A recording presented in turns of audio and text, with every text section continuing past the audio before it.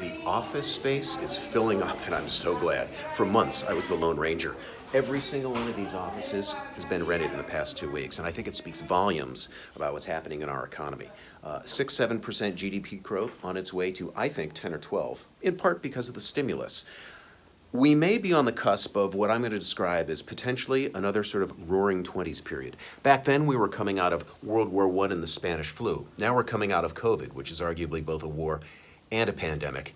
And just as people reconnected, celebrated one another, the economy grew and the stock market went up, we're seeing shades of that now. It won't be a straight line, as we've learned from the volatility of the past couple of weeks, but we are moving forward, and that's the takeaway. You could also say, yeah, well, we know how the 20s ended. Fine. There may be some issues down the road for us too with inflation, but let's focus on what's immediately right in front of us, and that's growth.